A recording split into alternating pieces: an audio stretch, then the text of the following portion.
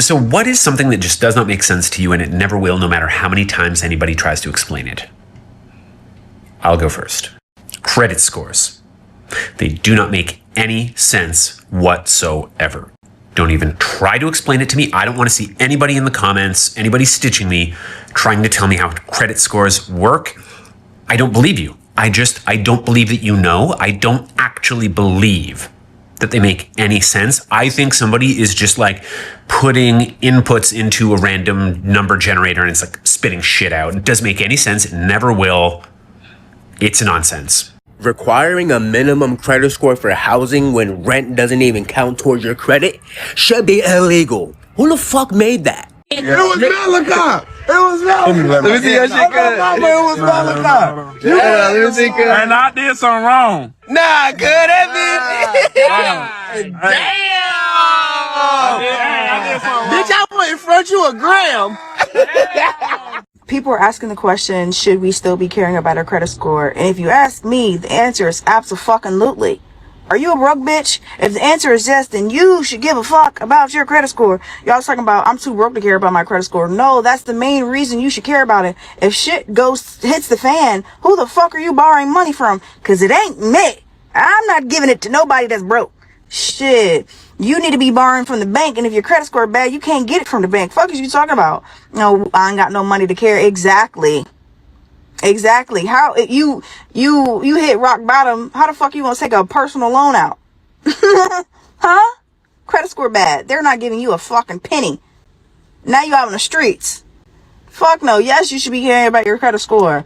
Fuck that. This nigga started talking about owing them student loans, or he gonna garnish wages. My credit score's in the 800s. I'm taking out a 50K personal loan, paying that student loan off, and then filing for bankruptcy.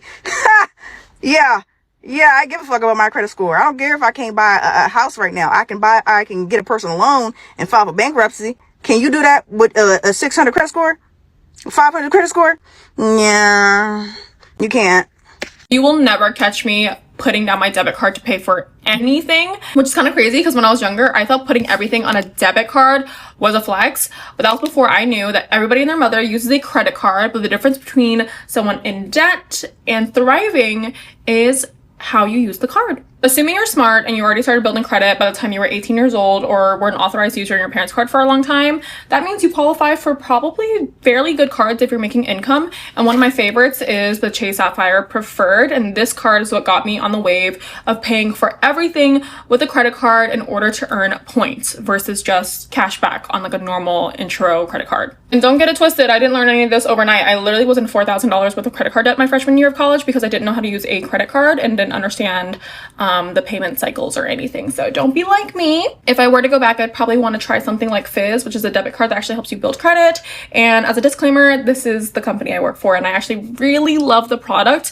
But if you want me to talk more about it, let me know. I never talk about my career on here. So anyway, back to the credit card. If you pay for all of your purchases on a credit card and pay it off on time every single month, you can be getting points and not accruing any interest. So you're just paying for the item as a whole, not for more, and quite honestly, for a little bit less. For example, with all the points I accrued on this Chase credit card in the last year, I was able to use the points to book a business class flight to Asia for just $60. And no, I didn't even use like 100,000 points. It was like 70,000 points. But even then, that's a pretty fat deal. Plus, when you're using a credit card, you're building credit. And if you don't know what a credit score is, it's basically your adult GPA that tells banks and lenders that you're capable of paying back money. So if one day you want to buy a car, a home, or rent an apartment, you will need to share your credit score in order for them to know that you're trustworthy. And a few other factors that kind of account to a really good score is time. So your credit history. So the sooner you start, the longer that length will be, which is great because now even after 6 years, that's too short of a credit line to consider me really good in credit history. But the factors contributing to my good credit score is opening a line of credit, multiple lines of credit, while also making on-time payments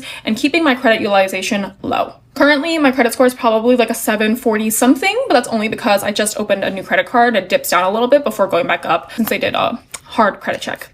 But anywho, building credit is just the first step. If you want more personal finance content, let me know because I don't really know where to put this knowledge, to be honest. You know what really bothers me? Really grinds my gears? Credit. Credit is the biggest scam because what do you mean? You're calling me. That's past due.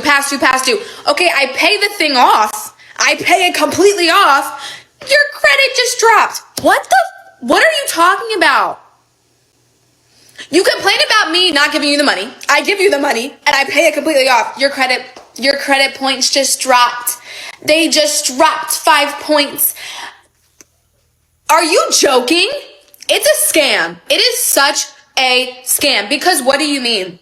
You're hounding me, calling me day in, day out. I freaking pay it and then my credit drops. Who do I gotta fight? Because what do you mean it dropped? Y'all are blowing up my line about my credit card bill. I pay it. Your credit dropped.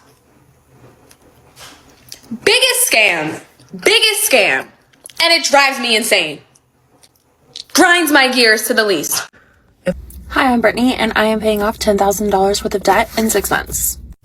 Yesterday, I made a video about how I'm going to make 4 payments of $1,368.08 to be able to meet my goal. So I'm already under the assumption that I will be meeting my goal and I will do everything to make this happen. So today I want to talk about what I'll be doing with all of that extra money that I put towards my credit cards every month now that I won't have credit card debt. The first thing is I'm going to continue to save $200 every paycheck. I take out $200 every paycheck, me and my fiance, because we were saving for our wedding. And then we realized that each of us taking out $200 a paycheck is $400 a month for both of us, $800 in total. 12 months out of the year is $9,600. I mean, that really puts you at almost $10,000. Like if we did an extra month of where we each were going to do 400, which is a little expensive, but if we were going to do 400 for the last month, it would be $10,000 a year. $10,000 a year that you can save in cash just by pulling out $200 from your paycheck every single month. So I'm going to continue to do that. We're going to use it for traveling. We're going to use it for like home expenses. He wants to buy an RV. So we're basically going to be using that type of money for those things so we can kind of just have cash on hand for something that we need, whether it's an emergency, it's a vacation, it's an RV, it's a whatever, a golf cart. The second thing I'm going to do is I want to get a high yield savings account. I definitely need to start doing that. So I don't know how much is the normal amount. I've never really done a savings account. I really live on the edge. So I just kind of think like, you're going to die tomorrow. You don't need a savings account. But in this day and age, I'm a little weary and I feel like maybe because I'm 31 now, I'm paying more attention to that kind of stuff and I need a savings account. So I'm going to say $100. I can always do more, but I have to say $100 minimum I can put into a high yield savings account every single paycheck. So $200 a month. $200 a month times 12, $2,400 a year on top of everything else that I'll be able to get off of that. Like if I just continue to do that, if I can do $200 every month, I can put an extra $100 in a high yield savings account. Because I mean, I'm making pretty extensive credit card payments. I know I'm like really getting down to the budget, but that's $300. $300 extra money that I can put towards savings, just savings, every single month once I pay off my credit cards. The next one, hear me out because it's going to be a struggle. I am tackling paying off my car. I hate my car. If you met me in real life, if you know me, I literally can't stand my car. I wish that somebody would really bad, but no one's going to. So I'm going to pay it off. And instead of me getting the car before someone comes at me and tells me I need to get the car that I really want before I pay it off, I'm not doing that. My car works. It's a 2022 Honda Accord. I like the color. I just am not a car person. I'm an SUV person, but I don't have kids. There's really no reason. It's just a preference and it's not needed. Not needed. So we're going to pay it off. I pay $589 a month for my car. Makes me want to die. I have never been in my adult life and not made a credit card payment. I made a car payment. I have made a car payment every single month of my adult life. I have never, ever not had a car payment. So it's just part of what I feel like bills are. And when I speak to other people, like a lot of people don't have car payments. And it was just kind of like an assumption because my mom has multiple cars. She always has a car payment. Like I just assumed that you always needed a car payment. Like that was just kind of part of the deal. And then after a few years, you trade in your car if it was over 100,000 miles. Like, no, you just need a decent car to get you to A and B. Like, I do not need to have a brand new SUV. Like, I don't need to. I want one, but I don't need it. If I had kids, it would be a different story, but I do not need it. So I will be making 2 payments. I'm going to make one every paycheck. $589. So I made a video like, I don't know, last week or something about how I owe about $24,000 on my car. So I'm going to be making double payments on my car, and that is where the rest of my money will be going. That still leaves a little bit extra because, like I said, my credit card payments that I'm making right now are so extensive that even with the money I will continue to save to put in for me and my partner's savings, and on top of what I'm going to put in for the high yield savings account I'm going to have, and making double payments on my car, I still, with the type of credit card payments that I've been making, I will still have about $600 flux of money. So I'm not going to have to still live like as low as I'm living right now. Like, I can go get a pedicure every once in a while if I want to, but I've really talked myself out of so much now that I'm in my underconsumption journey that I don't feel like I need to do any of those things. But like, now I wouldn't have to be like as weary of it come August 1st, if that makes sense. And it's also going to make me feel a lot better because I'm going to be having money going towards other things like paying off my debt, paying more off of my debt, paying off my car, like having a savings account. Like, all of these things are going to make me feel so much better, on top of having just a little bit extra money to go do other things and like be able to enjoy things. And, you know, it's going to make me feel a lot better that I'm going to have money going out in different areas that are paying off debt, but also going to savings. So I'm really excited for this part of the journey because I've already preempted that I'm going to be paying off my credit cards because I'm already committed to it, and I'm going to do whatever I can to make sure that I do it. So I'm really excited for this next part of my journey.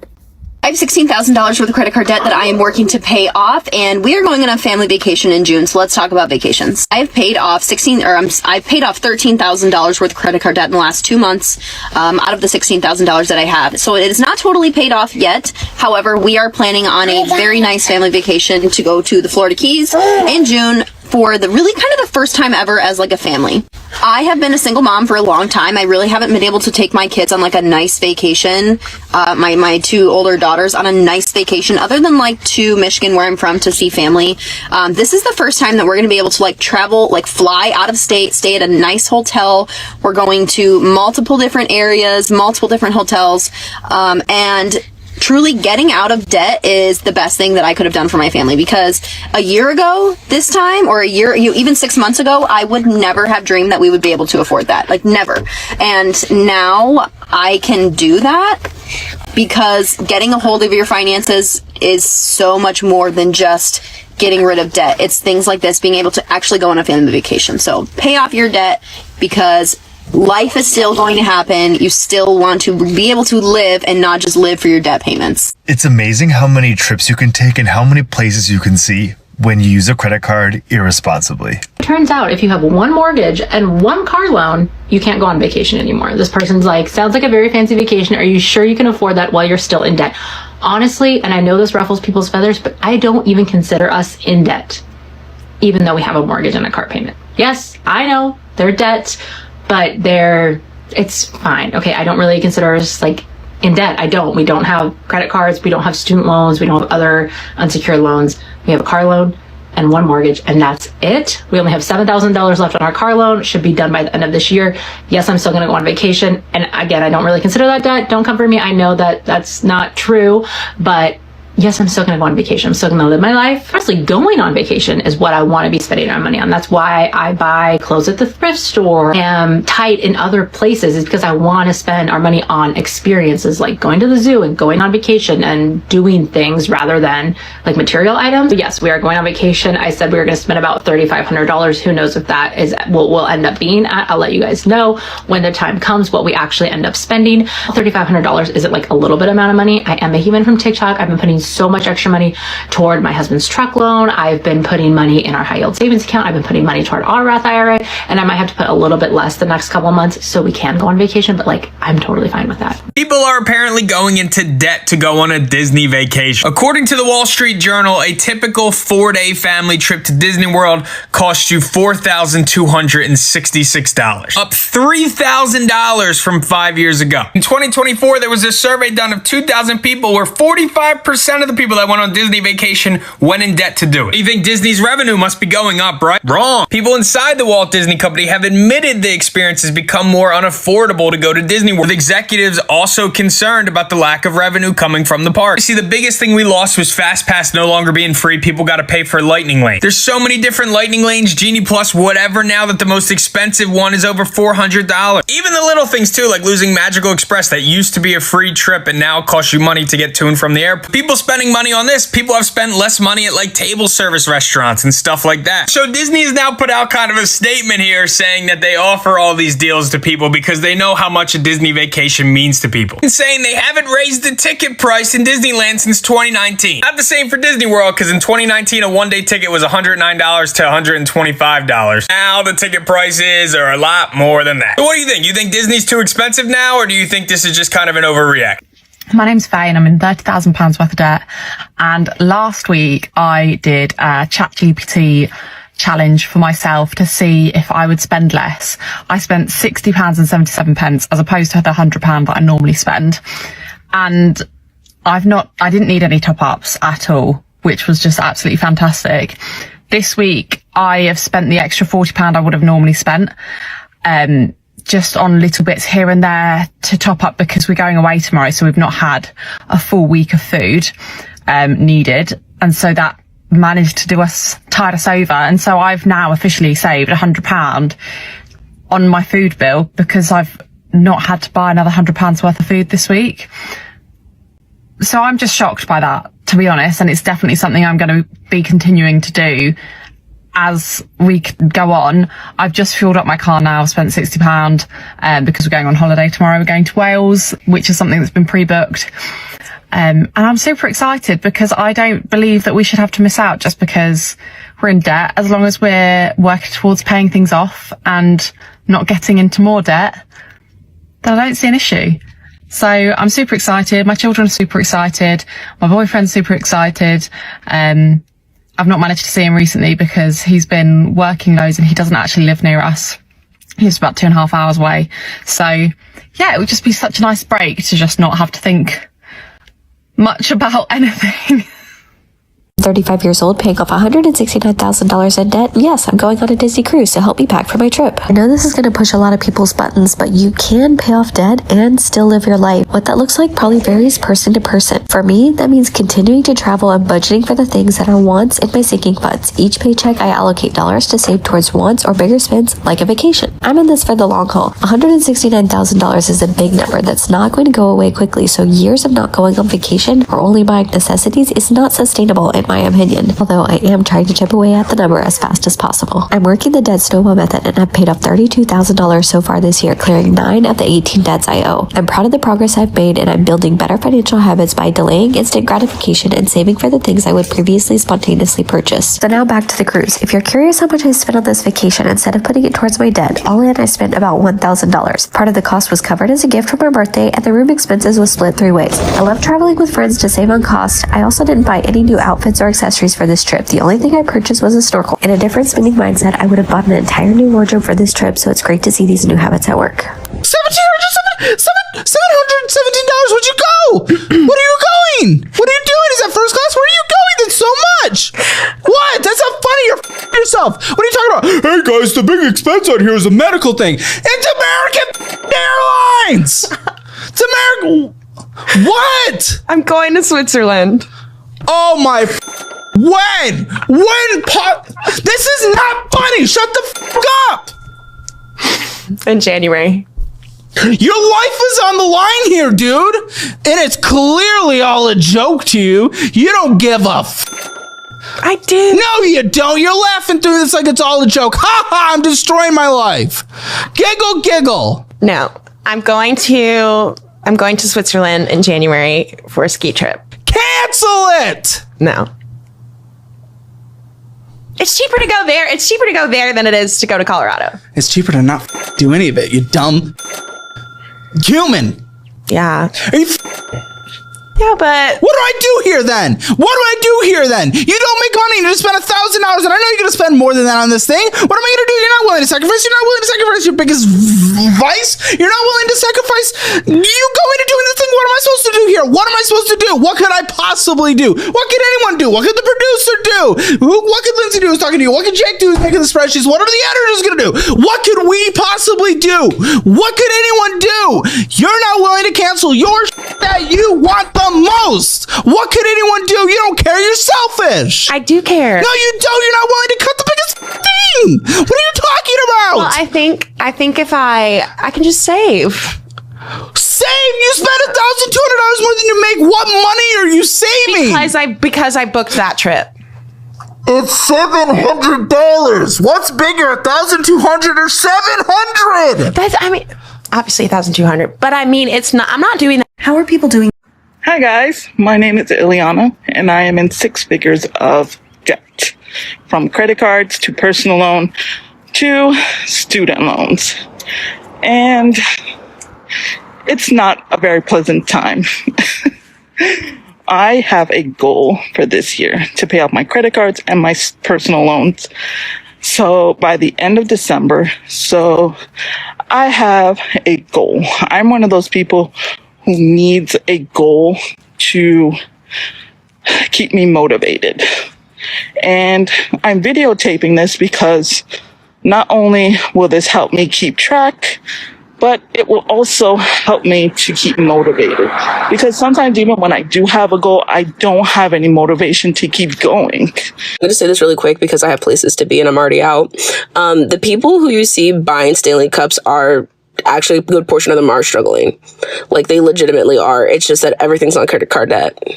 And that's like something we talk about on this page, on this app quite often, credit card debt, because most Americans are further in credit card debt than they've ever been in their entire lives. And no, I'm not talking, $1, $2, $5, $10,000. I'm talking $20, $30, $70,000. Matter of fact, one girl got her entire page started off of like, I'm $100,000 in debt. Look at me pay it off together. Unless the debt is medical debt, school-related debt. And I feel like that's kind of the only thing. You can kind of save up for almost anything.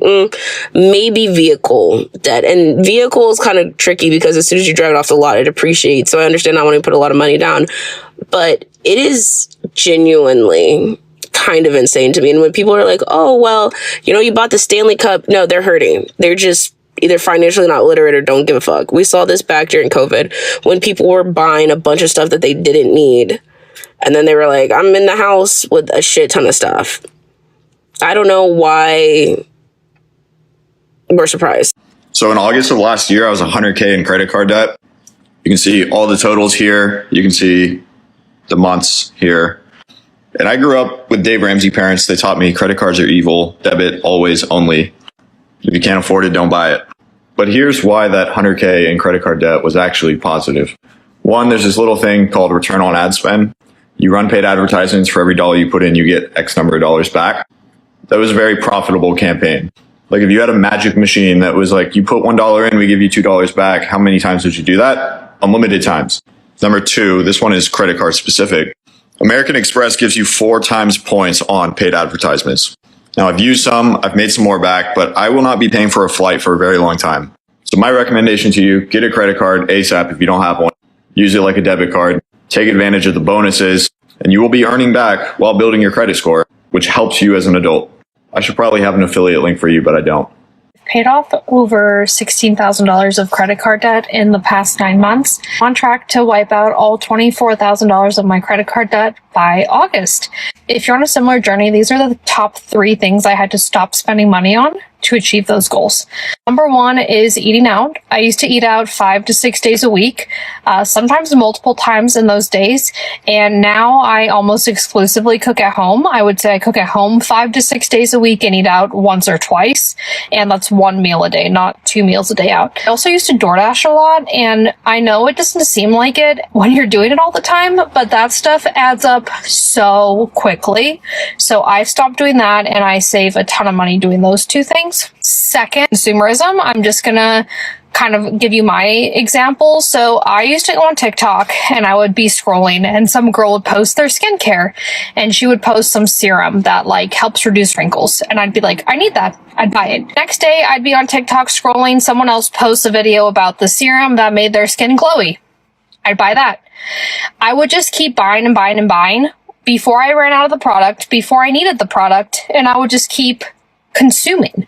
So now what I do is if I have a serum, like if I have a vitamin C serum, I use the vitamin C serum until I'm done with it, and then I buy another one. Same thing for eye cream. Like I have a day and a night, and I'm not buying another day eye cream until I'm done with the one I have. So you don't need to have multiples of everything. You don't need to buy every new product. This app teaches you that, but you don't need to do those things. And third, I stopped avoiding looking at my debt. I used to just not log into my credit cards. They were on auto pay. I was terrified of looking at my debt and my bank account. And now I do that every single morning. It's actually one of my favorite things to do. I love looking at my bank account, being grateful for the money I have, being grateful for the opportunity it provides me. And I love looking at my credit card debt because I have a plan now and I see it going down. And I'm like, all right, soon these are going to be zeros. And that is so motivating to me. So those are my 3 tips. I hope they help, and you're doing amazing. Stop treating these pieces of plastic like they're extra income. They are not. You're going to get yourself into debt. You should be using these as debit cards. I know they're credit cards, but hear me out.